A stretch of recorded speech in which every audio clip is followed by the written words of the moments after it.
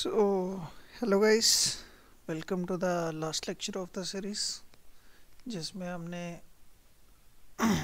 BA sociology का syllabus cover कर लिया है सेम फर्स्ट का।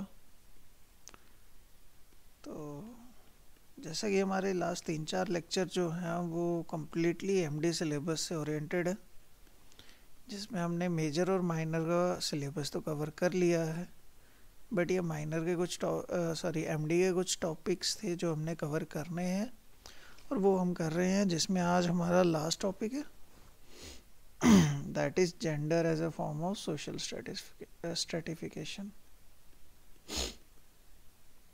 ठीक है, तो चलिए स्टार्ट करते हैं इसको।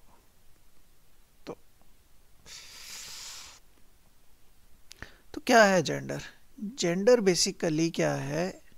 एक सोशली कंस्ट्रक्टेड एस्पेक्ट है जिसमें हमें क्या बताया जाता है कि दो तरह के ह्यूमन होते हैं यूजुअली। थर्ड भी जेंडर होता है, बट यहाँ हम बुक्स को ओरिएंट करके चलें तो हमारे पास बेसिकली दो एस्पेक्ट्स हैं जहाँ पर हम इंडिविजुअल को या ह्यूमंस को डिवाइड करते हैं, that is mail and female.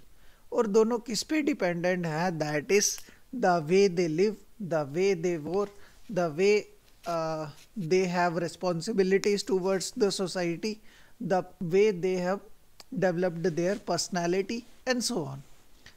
ठीक है, तो जेंडर आपको किस तरह से डिफाइन करता है? उनकी आउटलुक से,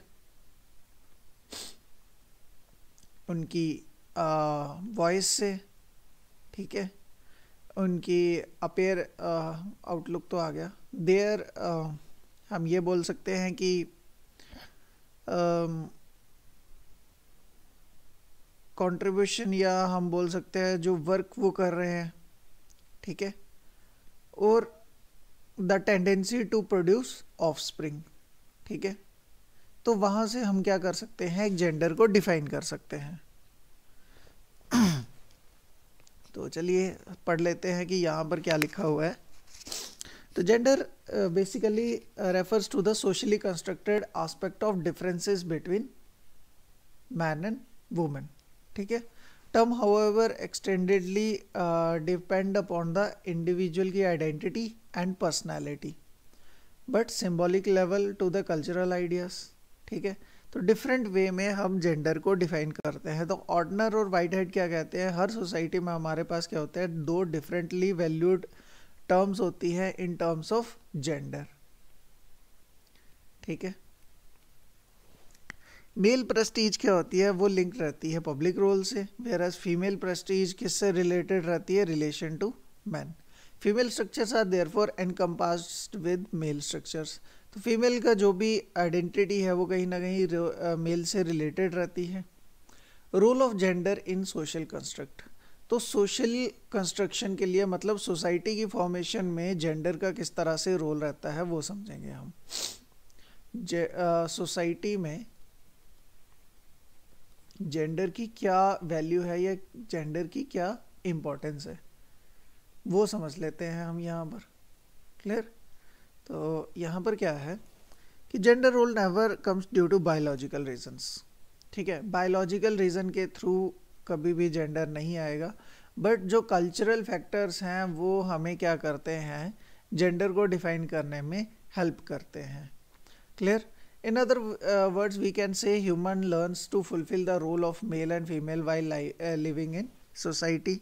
सोशलाइजेशन हमारे पास क्या करती है? इसको हेल्प करती है। सोशलाइजेशन बेसिकली क्या है कि मैन भी क्या है? एक एनिमल ही है। ठीक है, बट एनिमल को जब सोशलाइज करके सोशल एनिमल बना लिया जाता है ना, उसको हम बोलते हैं सोशलाइजेशन। अब सोशल एनिमल कैसे? कि वो सोसाइटी में रह रहा है, सोसाइटी की नॉर्म्स वैल्यू सीख रहा है, सोसाइटी के एक्शन सीख रहा है, सोसाइटी के रूल्स के अकॉर्डिंग चल रहा है। तो एक सिविलाइज्ड पर्सन बन रहा है वो धीरे धीरे, कि कुछ रूल्स एंड रेगुलेशन के अंडर काम करेगा, कुछ इंडिपेंडेंस एंजॉय करेगा। तो इस तरह से हमारे पास क्या होता है? एक सोशल एनिमल बनता है। तो उसके लिए हमारे पास दोनों सेक्सेस कंट्रीब्यूट करते हैं या दोनों जेंडर हमारे पास कंट्रीब्यूशन देते हैं। जैसे कि आप ऐसे समझ लो कि एक बच्चा है, एक चाइल्ड है, ठीक है, उसके ऊपर कौन है, यूजुअली उसके फादर एंड मदर, ठीक है। तो फादर उसको क्या कर रहे हैं और मदर उसको क्या कंट्रीब्यूशन दे रहे हैं टू मेक हिम और हर अ गुड सिटीजन, ठीक है। तो वो क्या है हमारे पास, उसकी सोशलाइजेशन है, ठीक है। तो सोशलाइजेशन क्या है, प्रोसेस कंसेप्ट क्या है, जहाँ पर पर्सन क्या सीख रहा है, way of living, behaving, norms, values, ये सब सीख रहा है, ठीक है। Person learns to play social roles, gender जहाँ पर हमारे क्या डिफाइन हो जाते हैं, थ्रू विच हम दो जेंडर्स के बीच का डिफरेंस समझते हैं, ठीक है। अब कौन कौन से ऐसे एजेंट्स हैं जो क्या करते हैं, सोशल कंस्ट्रक्शन करते हैं या सोसाइटी की फॉर्मेशन करते हैं। पहला क्या आ जाएगा, determination of gender based on roles after some time of the birth, ठीक है। तो जब बच्चा पैदा हो रहा है, पहले 1-2 साल तक उसको कोई पता नहीं है कि वो क्या कर रहा है, क्या कर नहीं कर रहा है, ठीक है। तो उसकी लाइफ एज जनरल है, उसको नहीं पता है कि वो बॉय है या गर्ल है, उसके साथ कॉमन बिहेवियर किया जा रहा है। बट जैसे जैसे बच्चा बड़ा होगा, लाइक 3 ईयर्स और 4 ईयर्स का होगा, तो उसमें वैसी चेंजेस लाए जाएंगे, लाइक उनको उनका जो क्लोथिंग होगी वो डिफ़र हो जाएगी, ठीक है। उसके बाद जो मतलब टॉयज़ होंगे वो डिफ़र हो जाते हैं, लाइक गर्ल्स के लिए डॉल्स वगैरह रहती हैं और बॉयज़ के लिए क्या हो जाता है, कुछ बॉयज़ कार्स में इंटरेस्टेड होते हैं, कुछ प्लेन्स में इंटरेस्टेड होते हैं, कुछ गन्स वगैरह, मतलब इस तरह के टॉयज़, मतलब डिफरेंसेस इन टॉयज़ दिख जाता है हमारे पास, ठीक है। या फिर अगर कोई बच्चा गलती कर रहा है तो वहाँ पर डिपेंडिंग अपॉन द जेंडर आप पनिश किया जाता है, ठीक है। तो इस तरह से क्या होता है, एक रोल क्या करता है या आपका जेंडर डिफाइन करता है कि आपको रोल किस तरह से परफॉर्म करना है या आपका रोल किस तरह से डिटरमाइन होगा। तो यही है, 1-2 साल के बच्चे को नहीं पता होता है कि वो सोसाइटी में किस तरह से रहेगा या सोसाइटी उसके साथ कैसे रहेगी। बट टाइम के साथ children of both sexes are given different types of clothes to wear, even colours of clothes are also different, ways of behavior, talking is also different, punishment जो बच्चों को दी जाएगी वो भी डिफरेंट होगी। तो यहाँ से हमें क्या समझ आता है, जेंडर सोशलाइजेशन यहाँ से स्टार्ट होती है बच्चे की बाय द थ्रू बर्थ, ठीक है।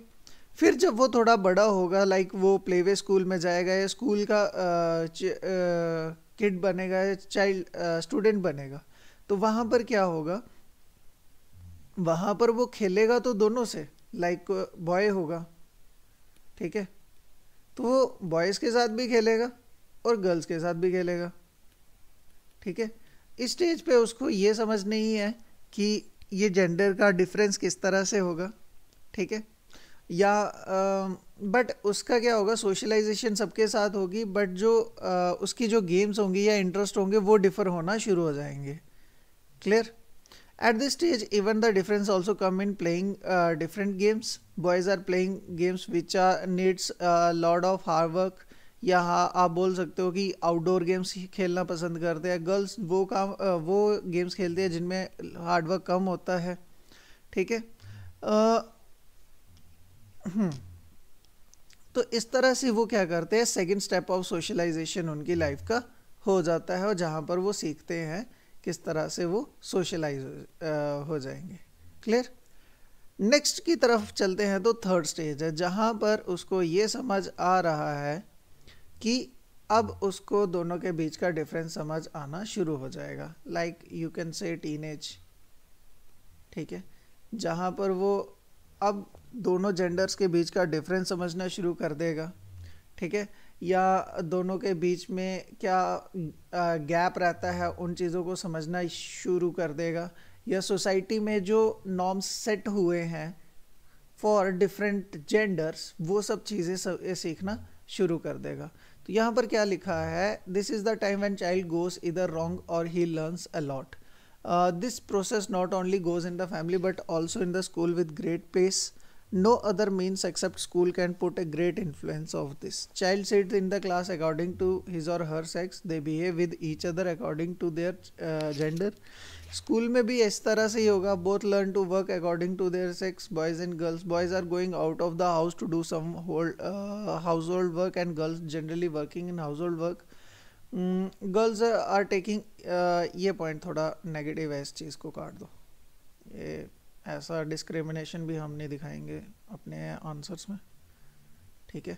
ऐसा कुछ नहीं है, जहाँ पर इक्वालिटी है वहाँ इक्वालिटी ही प्रिवेल करे, ठीक है. इन this way the formation of main elements of making the society starts at this level. Next step होता है या फोर्थ स्टेज होती है सोशलाइजेशन की, जहाँ पर अब वो जो इंडिविजुअल थे वो अब एडल्ट्स हो चुके हैं, ठीक है.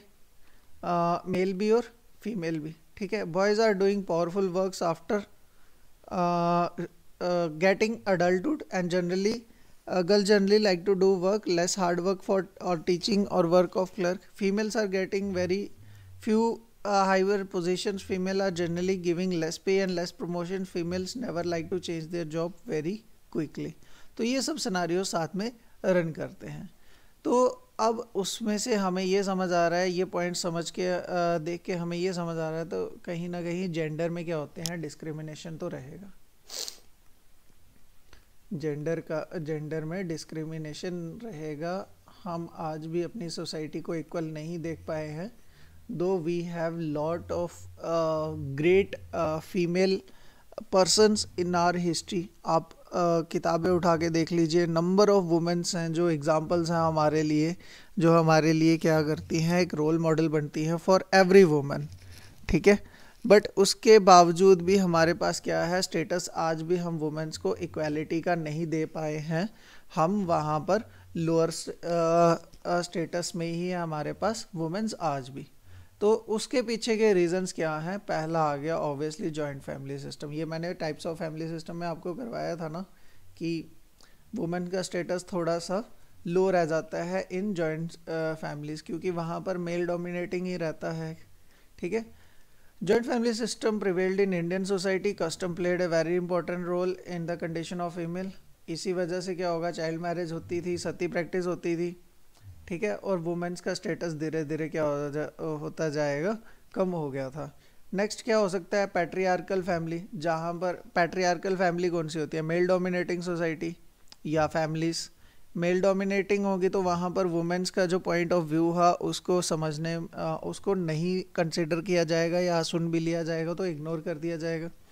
The status of women is very much lower because males of the family hardly take the advice of female in any of the matters. Next जो ये स्टेप है आइडियल ऑफ कन्यादान. आप अगर टर्म यूज़ कर रहे हो कन्यादान, मतलब आप अपने आप में ही क्या कर रहे हो, एक नेगेटिव एलिमेंट दिखा रहे हो सोसाइटी को कि हमने अपनी बेटी दान कर दी.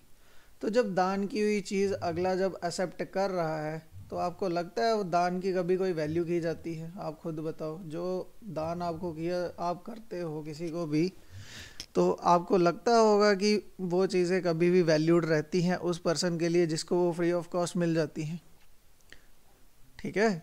तो इस टर्म को अगर समझोगे आप तो कहीं ना कहीं एक नेगेटिव टर्म ही हमारे पास रिफ्लेक्ट होती है, ठीक है. Ideal of kanyadaan prevail in Hindu marriage right from the ancient times. Father finds a suitable match for his girl and give her hand into the boys hand as dhan. Due to the ideal of kanyadaan her position society remains lower. तो वो कहीं ना कहीं एक ये mindset लेके आते हैं कि तुम तो फ्री में ही आ गए हो तो तुम्हारी क्या ही वैल्यू होगी. तो कहीं ना कहीं स्टेटस थोड़ा सा डिग्रेड हो जाता है फीमेल मेंबर का. Next child marriage. Child marriage का रीज़न क्या रहता है, जहाँ से वुमेन का स्टेटस कम होगा. चाइल्ड मैरिज से क्या हो जाएगा, एजुकेशन नहीं मिलेगी. और जब एजुकेशन नहीं मिलेगी वो अपने राइट्स को कभी जान पाएंगे, राइट्स के बारे में पता ही नहीं चलेगा.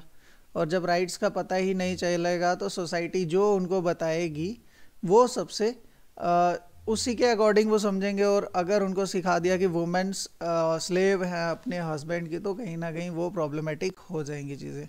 या उनको यही बोला जाएगा कि you are the servant of your husband, तो ऐसी चीज़ें भी प्रॉब्लमेटिक हो जाती हैं सोसाइटी में। वो क्या कर देती हैं, डोमिनेटिंग हो जाती हैं, और ऐसी चीज़ें नहीं होनी चाहिए सोसाइटी में। क्लियर? नेक्स्ट पॉइंट को समझे तो नेक्स्ट पॉइंट क्या है हमारे पास, हाइपरगैमी। तो हाइपरगैमी में क्या हो जाती है चीज़ें, जहाँ पर मतलब women of lower caste, caste नहीं सॉरी लोअर क्लास, ठीक है, या lower status in the terms of economy, ठीक है, जिसको मैरिड कर दिया जाता है इक्वल या higher status family of boy, ठीक है। अब जिसको वो ला रहे हैं, ऑब्वियसली अगर वो लोअर स्टेटस की है तो उनके इक्वालिटी की नहीं होगी। तो जब इक्वालिटी की नहीं होगी तो वहाँ पर डिफरेंसेस क्रिएट हो जाएंगे कि नहीं, यही प्रॉब्लम रहेगी यहाँ पर। क्लियर?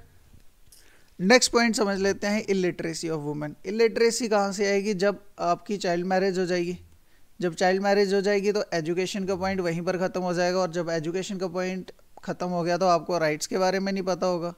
राइट्स जब आपके वायलेट हो चुके हैं तो आपका स्टेटस वहीं पर एंड हो जाएगा, ठीक है। क्लियर?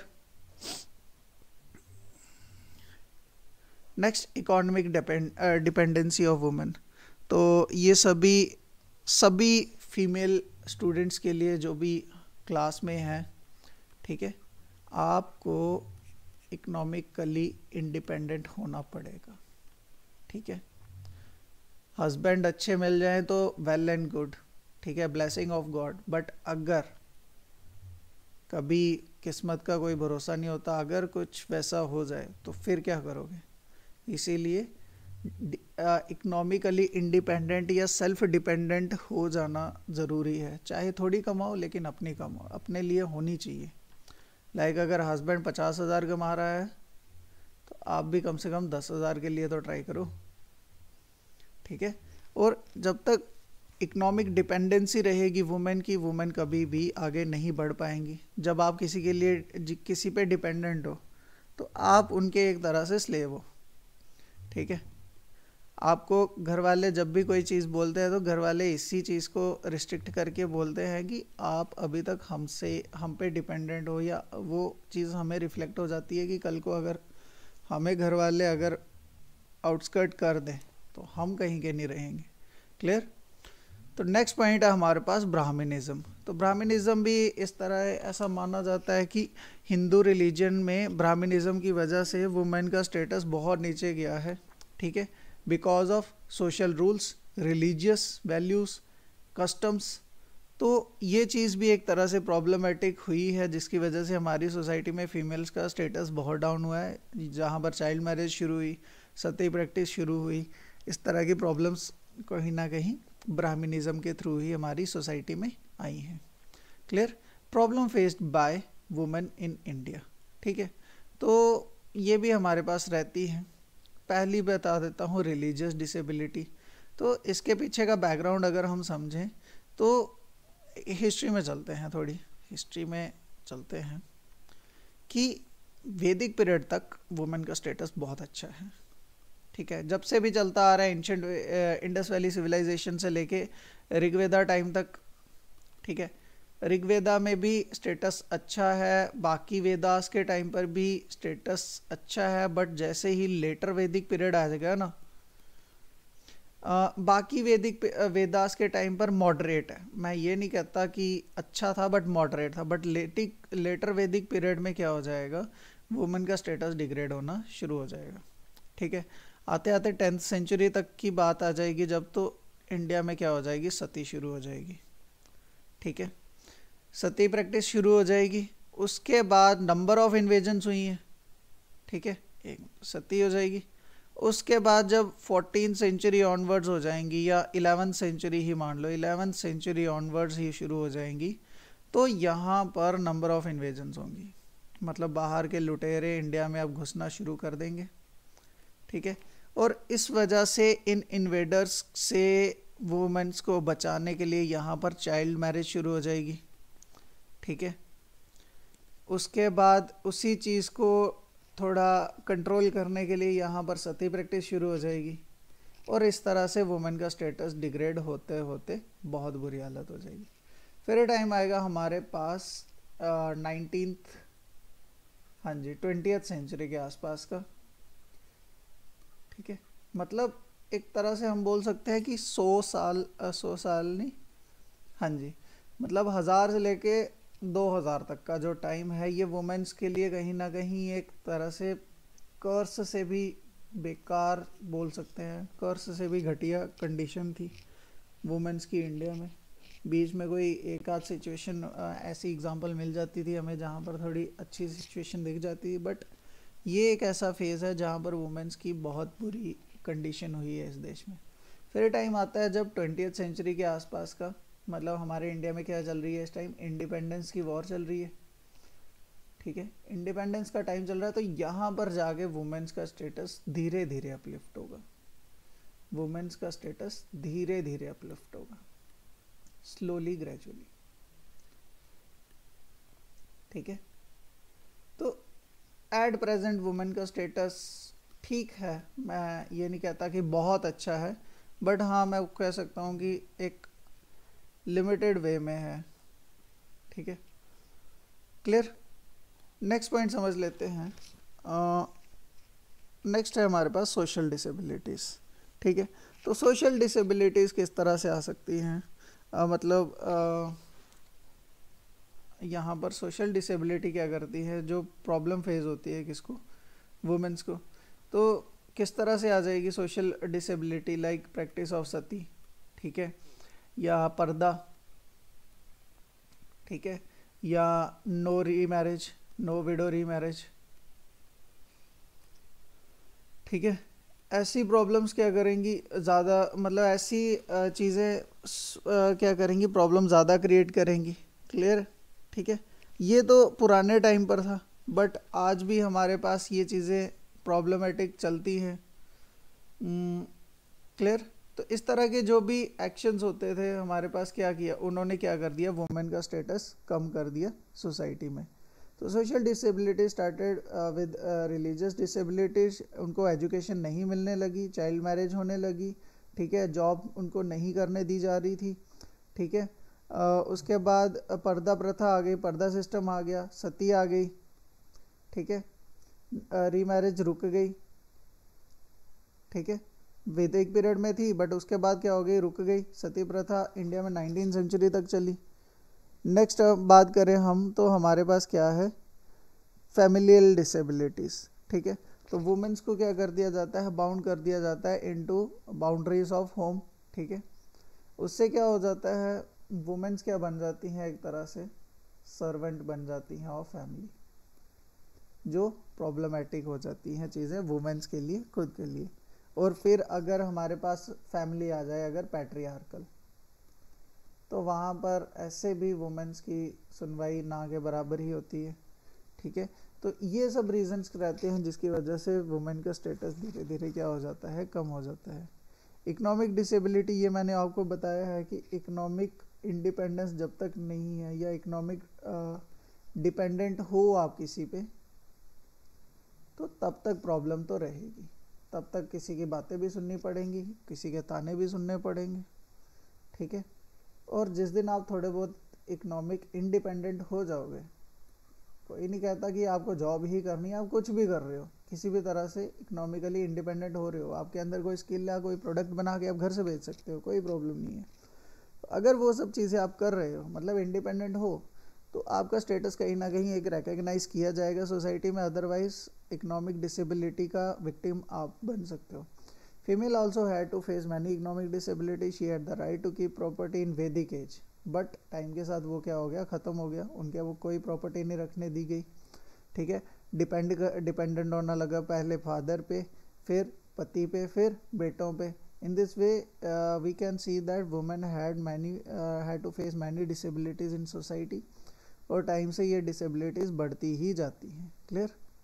नेक्स्ट देख लेते हैं हम, अब हमारे पास कॉन्स्टिट्यूशन या हमारे पास क्या हो रहा है रोल बाकियों का वुमेन अपलिफ्टमेंट पे, क्या किस तरह से वो काम कर रहे हैं, ठीक है।